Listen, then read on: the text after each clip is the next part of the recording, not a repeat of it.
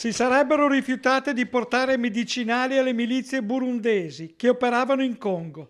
Per questo il 7 settembre 2014 in Burundi sarebbero state uccise tre missionarie saveriane italiane. Tra loro la suora vicentina Olga Raschietti, 83 anni, di Montecchio Maggiore, e la padovana Bernadetta Boggian, di 79. Ieri mattina i carabinieri di Parma hanno arrestato su ordine di custodia Ghilama Arushimana, 50 anni, originario del Burundi, che dal 2015 vive nel capoluogo parmense. Con suor Raschietti e Boggian morì la consorella Lucia Pulici, 75enne.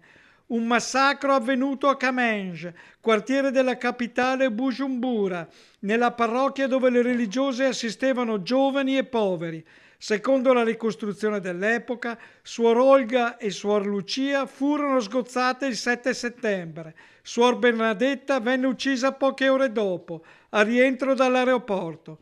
Si parlò per il movente anche di una possibile rapina, un mistero lungo 10 anni e mezzo, fino a ieri, quando il procuratore capo di Parma, Alfonso Davino, ai cronisti ha spiegato che Guillaume avrebbe fatto da tramite tra il mandante, il capo della polizia segreta e l'ideatore del triplice omicidio.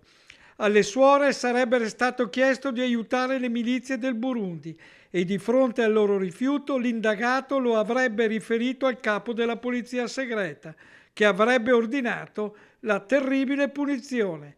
Quindi Ghilama avrebbe partecipato a riunioni preparatorie e organizzative dell'orrendo epilogo, avrebbe eseguito fotografie per gli esecutori, procurato loro le vesti da chierichetti, messo a disposizione la sua auto per il trasporto degli assassini e, secondo alcune testimonianze, l'avrebbe pure guidata.